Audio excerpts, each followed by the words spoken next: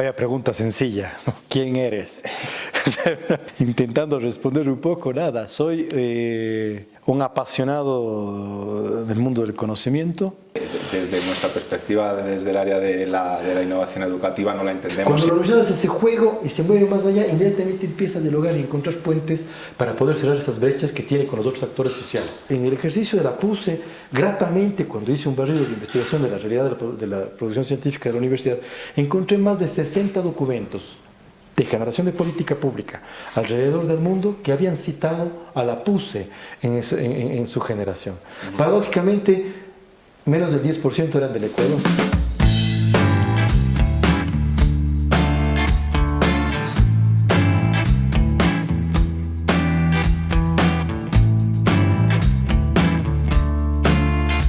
Bueno, Juan Pablo, pues muchas gracias por estar aquí en este espacio que hemos diseñado precisamente para profesores.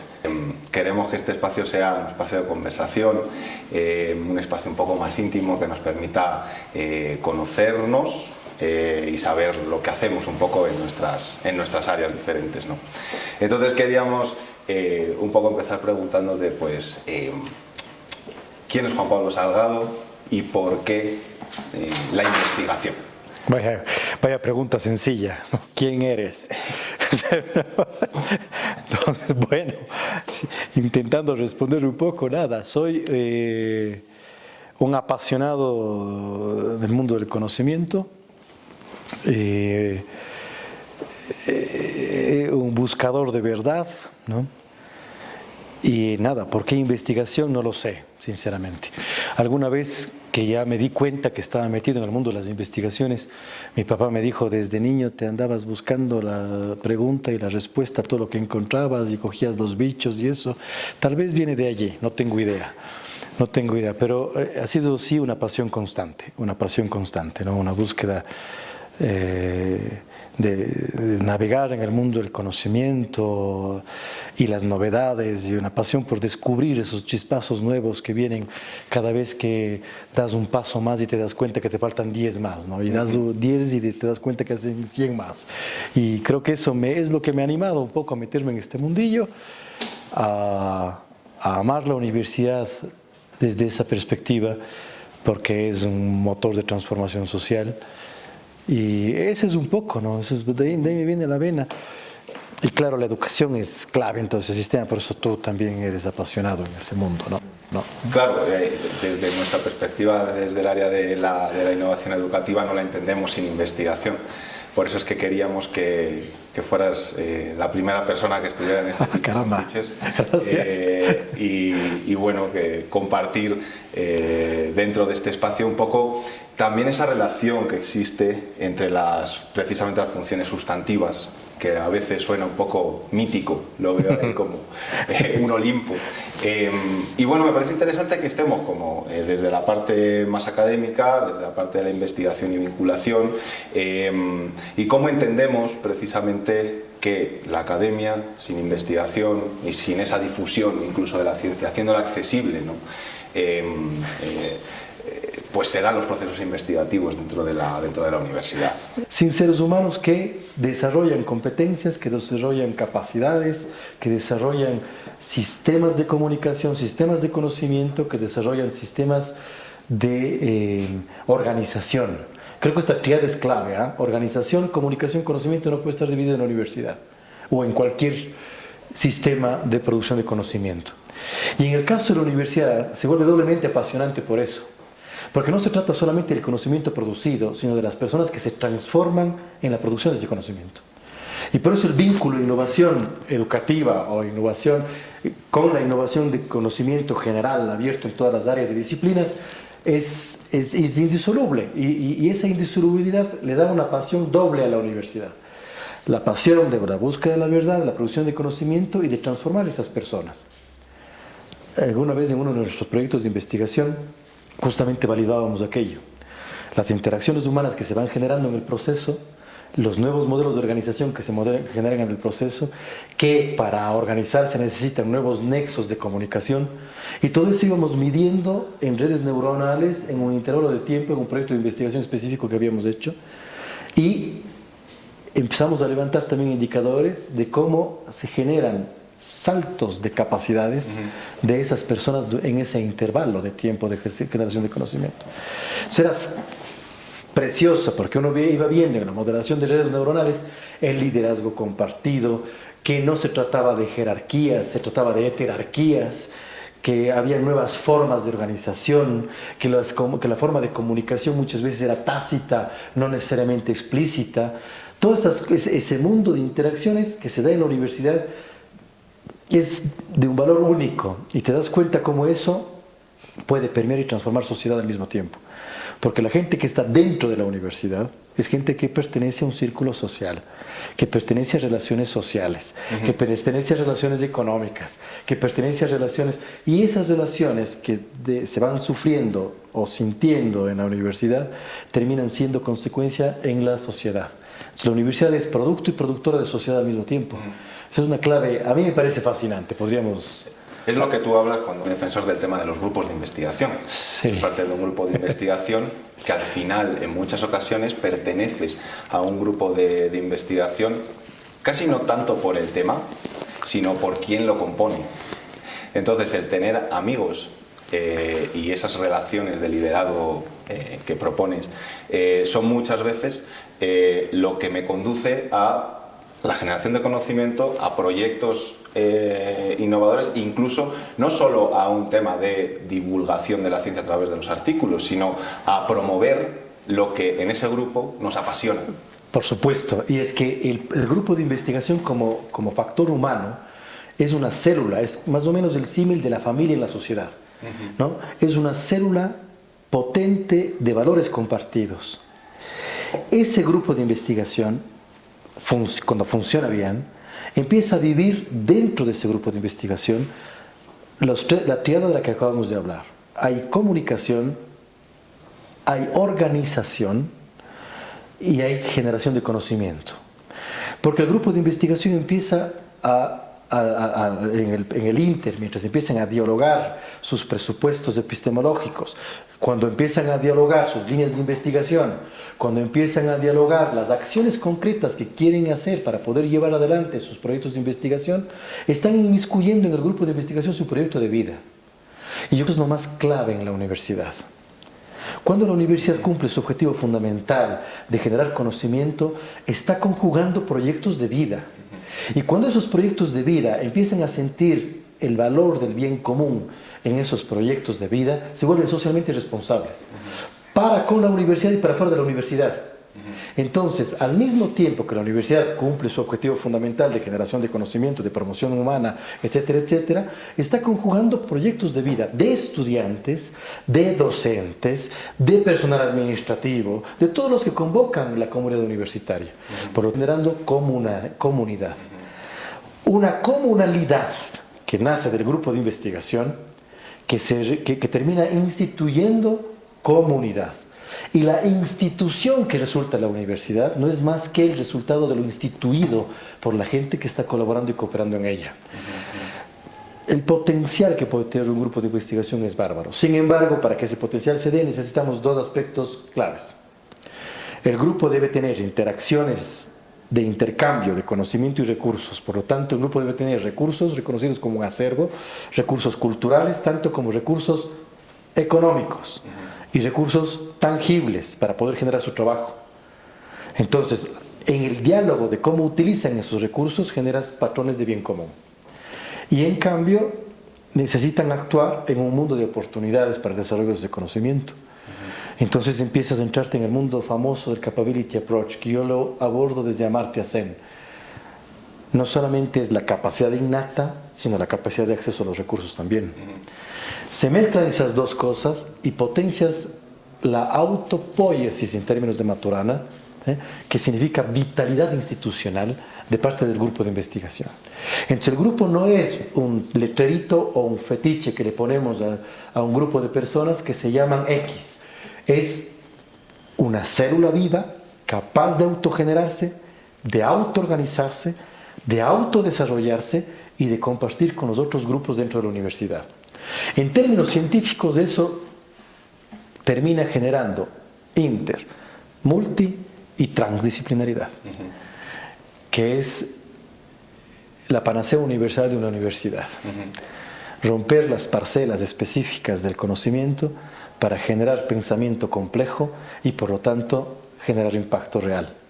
Es un poco lo que nos pasa también con las carreras, es por lo que estamos hablando de la interdisciplinaridad, de la multidisciplinaridad, dentro de los troncos comunes, de los itinerarios y de los complementos, porque entendemos además que el mundo laboral demanda cada vez más que un estudiante no se aísle y no sea, como dices tú, en este caso una célula, pero que esa célula se integre bien dentro de un cuerpo, ¿no?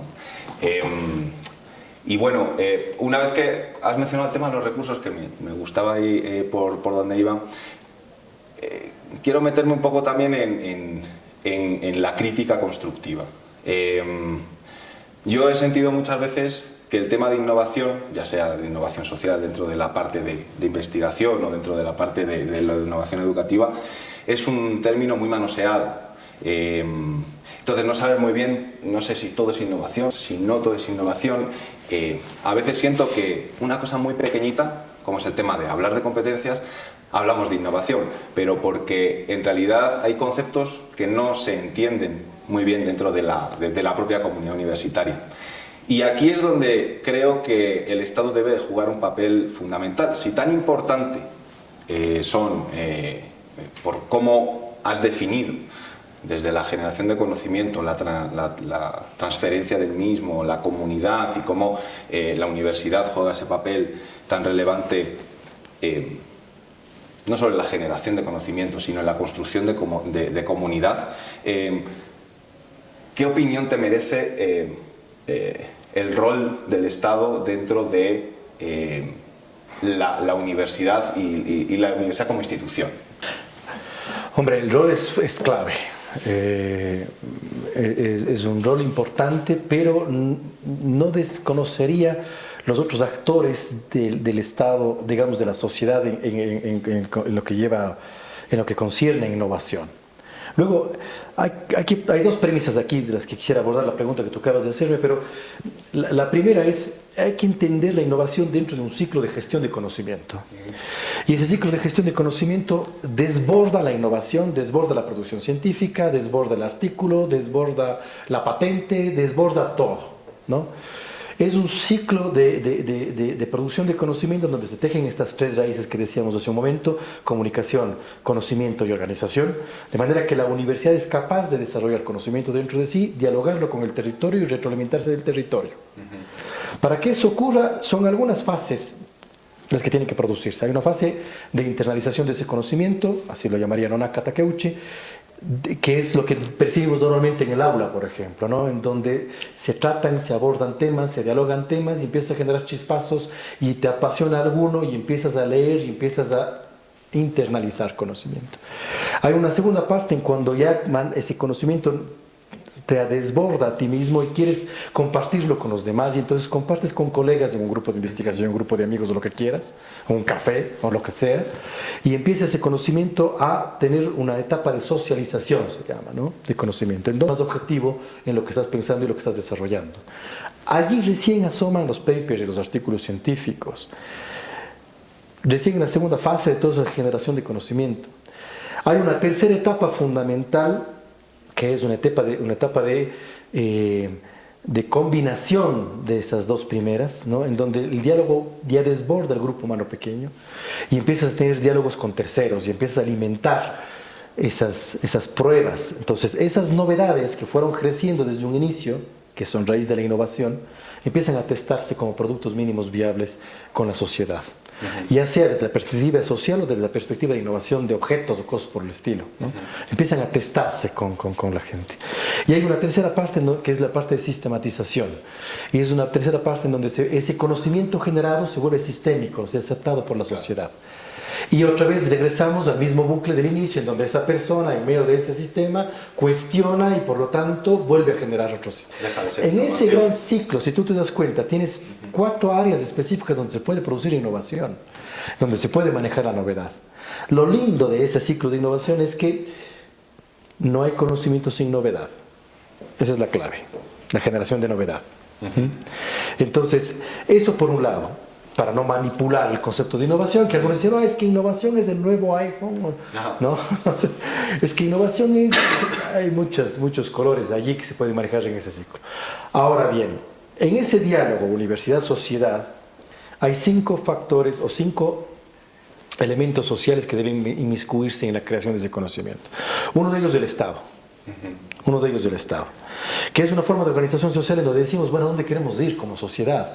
¿Dónde queremos estar? ¿Qué políticas podemos sacar para que la producción del conocimiento sea pertinente, sea relevante, sea transformadora, capaz de transformar sociedad, ¿no? ¿Qué hacemos con el sistema de los doctorados, con el sistema del grado, con el sistema de escuela? ¿Cómo conectamos el sistema? Esas cosas son muy importantes del Estado. Pero hay otro tema que es el sector en donde se genera valor y donde se genera intercambio económico, que es todo el sistema privado. Y cuando digo sistema privado no me refiero solamente a la empresa, me refiero a los actores del sistema privado. Hay actores que generan en este momento intercambio de conocimiento, hacen informes, hacen resultados, hacen estrategias, definen. Hay todo otro sistema de generación de conocimiento y los actores estatales o públicos que también están metidos dentro de esa lógica, como las empresas públicas que son actores que yo creo que son fundamentales desde la perspectiva de la generación de emprendimiento, tanto público como privado, y que deben pertenecer a ese sistema, ¿no? Están las universidades, que yo creo que es el lugar sine qua non en donde se debe pensar la sociedad, ¿no? Y están luego de las universidades los actores de interfaz, les llamo yo, actores conectores del sistema. Por ejemplo, la red de universidades que se vislumbra a través de CEDIA, ¿no? En el caso del Ecuador, es un actor conector de ese sistema, ¿no? Y que produce políticas no son de la magnitud del Estado, pero que son más allá de las universidades, que puede conectar el sistema y favorecer al intercambio de conocimiento. Está la Alianza para el Emprendimiento y la Innovación, que está planteada por el sector empresarial, en donde también participan algunas universidades, y están otros actores como estos, fundaciones alrededor del mundo. Conozco la fundación en Suiza, que es público-privada, por ejemplo, y que ayuda a hacer esas conexiones, moviendo capitales, recursos, favoreciendo la innovación y favoreciendo productividad. Y luego está una especie de emergencia del sistema, que son los spin-off startups de parte de las universidades, que lo que buscan es un poco generar productos mínimos viables y giros de negocio en aquellas etapas de conexión de ese gran sistema. Aquello se puede concebir como un ecosistema mayor para producción de conocimiento e innovación. Entonces, el rol del Estado es protagónico, es importante, pero muchas veces dejando hacer, hace mucho. ¿Cómo estimula el sistema? Son palabras mayores a nivel de Estado, porque generalmente el Estado está llamado a controlar. Y entonces está bien que hay un cierto nivel de cosas que tienen que ser controladas, pero no basta. El rol del Estado es como estímulo. Y ese estímulo puede ser también a través de recursos o políticas específicas, pero también a través de estímulos, yo no sé, de incentivos tributarios o políticas públicas específicas que puedan favorecer a las universidades y al gran sistema, al gran ecosistema, para poder interactuar. Entonces, claro, la pregunta tuya fue con el tema de innovación, pero hay mucho que decir cuando se habla de innovación. Claro. Precisamente, ¿cómo ves tú la relación entre estas instancias que has mencionado? Por mi formación también, creo que, como decíamos anteriormente, la universidad debe dejar de ser esa torre de marfil que muchas veces queremos y que miramos desde nuestra ventana, que estará pasando ahí fuera, tanto para abrir las puertas como para nosotros ir, ¿no? Y está claro que el conocimiento se ha generado así y se va a seguir generando así. Pero ¿cómo ves esta relación que nosotros como universidad estamos manteniendo con la sociedad, con el Estado, con esas empresas? En ocasiones siento que tanto el Estado como la empresa, incluso la sociedad civil, tiene una visión utilitarista de la universidad. Llega, si no me da lo que queremos, mejor tío. Cuando nosotros estamos pidiéndoles,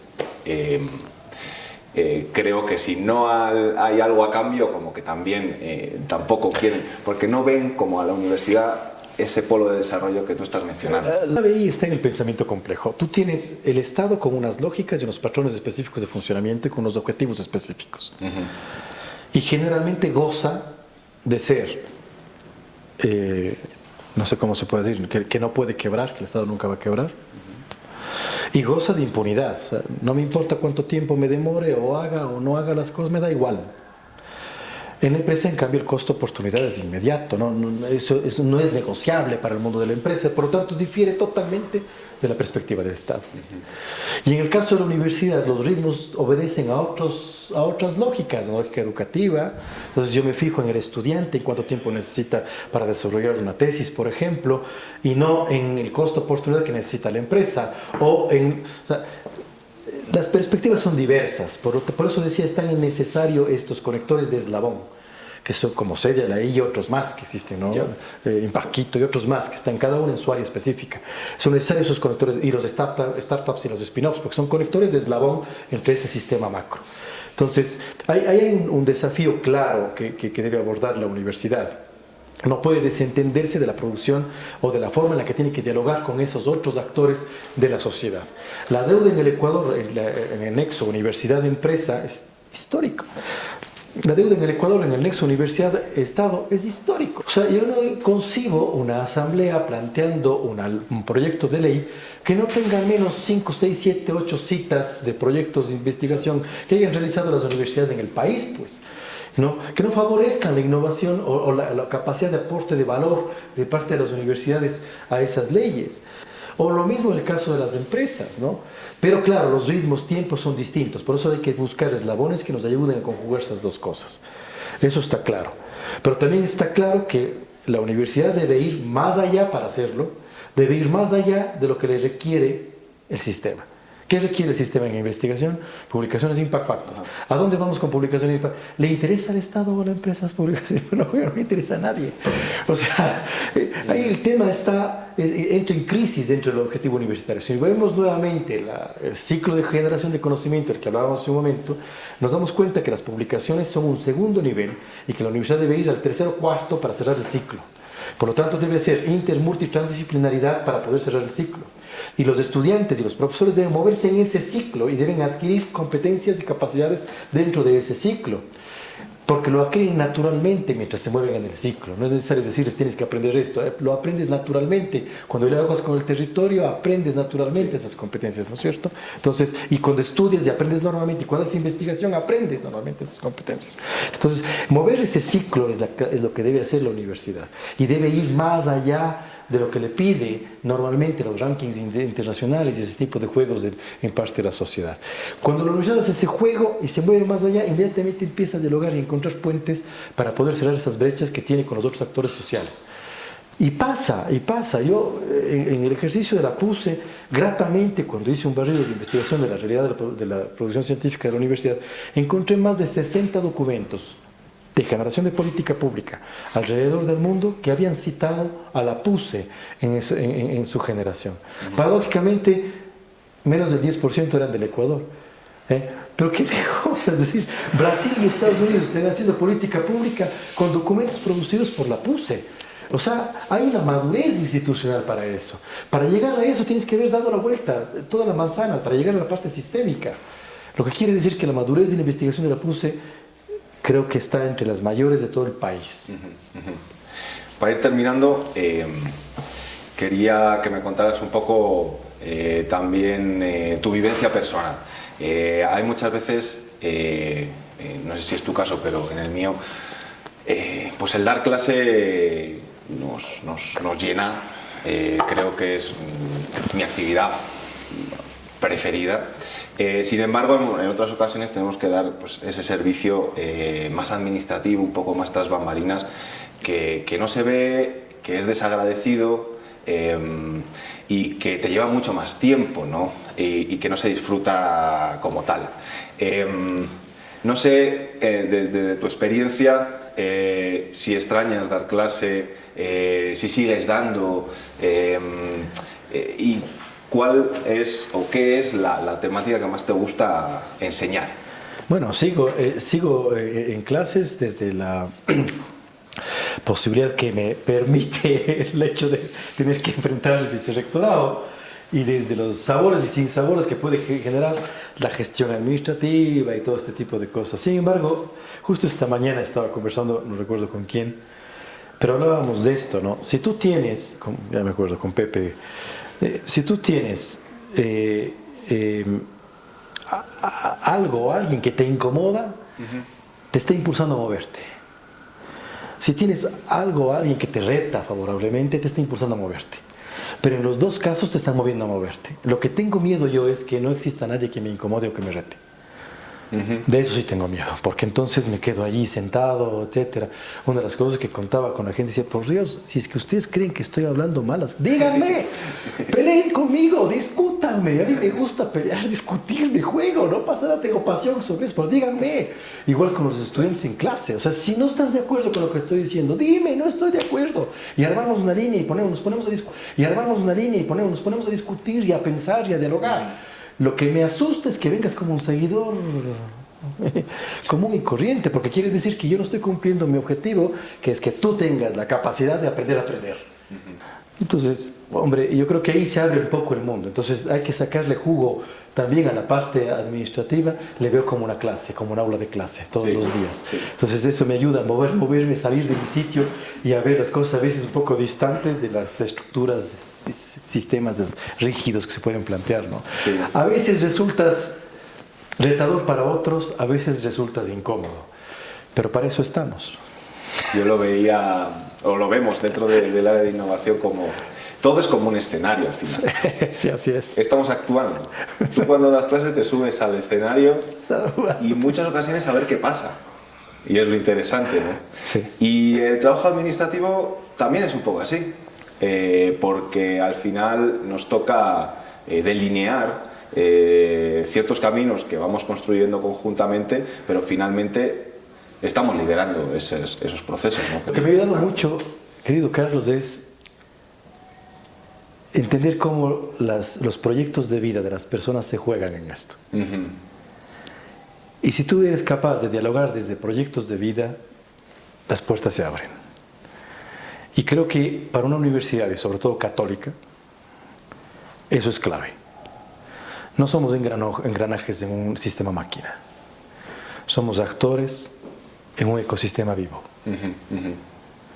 Si es que reconocemos esa actoría de cada uno, con sus principios, divergencias, valores o desvalores, todos estamos jugando nuestro proyecto de vida. Y ese debe ser el punto de encuentro. Pues nada más. Con esto creo que podemos cerrar la conversación. Muchas gracias por este espacio, este primer programa de Teachers on Teachers y nos vemos pronto por aquí. A las órdenes, espero que no sea primera y última. No.